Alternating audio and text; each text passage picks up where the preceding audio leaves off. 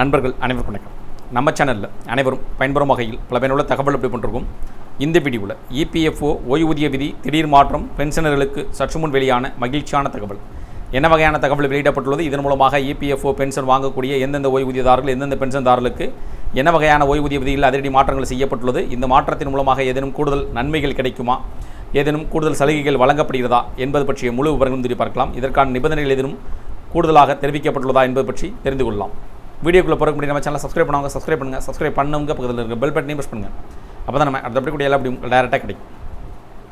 Pension வாங்கும் ஓய்வூதியர்கள் பயன்பெறும் வகையில் அவ்வப்போது முக்கிய அறிவிப்புகளும், சலுகை சார்ந்த தகவல்களும், புதிய விதிமுறை நடைமுறை மாற்றங்கள் பற்றிய அறிவிப்புகளும், அதற்கான நிபந்தனைகளும், கிடைக்கக்கூடிய கூடுதல் சலுகை பற்றிய அறிவிப்புகளும் வெளியிடப்பட்டு வருவது குறிப்பிடத்தக்கது.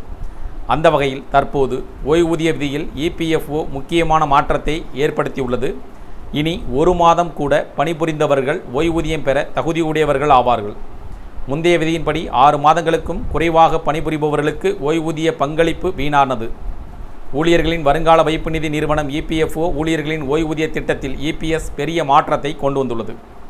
புதிய விதியின்படி இனி ஒரு மாதம் கூட பணிபுரிந்து இபிஎஸ் திட்டத்தில் பங்களிப்பு செய்த ஊழியர்களும் ஓய்வூதியம் பெற தகுதியுடையவர்கள் ஆவார்கள்.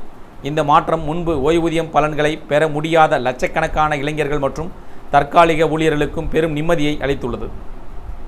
முந்தைய விதிமுறைகளின்படி ஒரு ஊழியர் 6 மாதங்களுக்கும் குறைவாக பணிபுரிந்து வேலையை விட்டு விலகினால் அவரது பணிக்காலம் 0 முழுமையான ஆண்டு, 0 கம்ப்ளீட் இயர் என கருதப்பட்டது.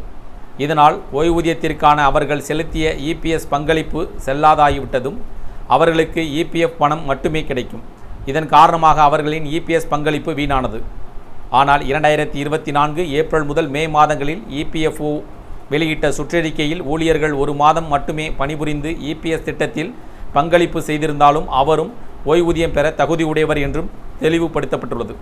இந்த மாற்றம் குறைந்த காலத்திற்கு பணிபுரிபவர்கள் அல்லது அடிக்கடி வேலை மாற்றுபவர்களுக்கு மிகவும் பயனுள்ளதாக இருக்கும். புதிய மாற்றத்தால் யாருக்கெல்லாம் பயன்?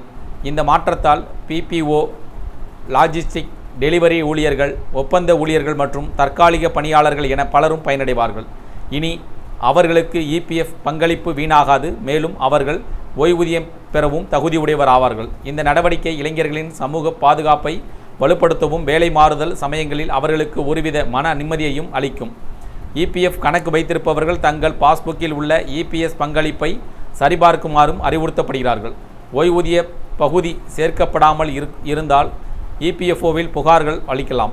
புகார் அளிக்க பாஸ்புக்கின் ஸ்கிரீன்ஷாட் அல்லது பிடிஎஃப் தேவைப்படும். இந்தியாவில் தற்காலிக மற்றும் ஒப்பந்த வேலைகளின் எண்ணிக்கை அதிகமாக இருப்பதால் இந்த மாற்றம் அவசியமானதாக கருதப்படுகிறது. ஏனெனில் அடிக்கடி வேலை மாறுவது என்பது இந்த துறைகளில் சாதாரணமாக நடக்கும் ஒன்று. முன்பு அத்தகைய ஊழியர்களின் இபிஎஸ் பங்களிப்பு அங்கீகரிக்கப்படாததால் அவர்களுக்கு இழப்பு ஏற்பட்டது. இந்த புதிய விதி அந்த சிக்கல்களை நீக்கி கோடிக்கணக்கான ஊழியர்களின் சமூக பாதுகாப்பை வலுப்படுத்தும்.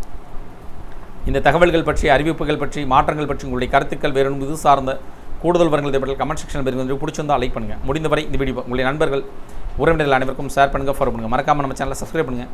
சப்ஸ்கிரைப் பண்ணுங்க, பக்கத்தில் இருக்க பெல் பட்டனையும் ப்ரெஸ் பண்ணுங்கள். அப்போ தான் நம்ம அடுத்த வீடியோ எல்லாம் டேரெக்டாக கிடைக்கும். தேங்க்யூ ஃபார் வாட்சிங்.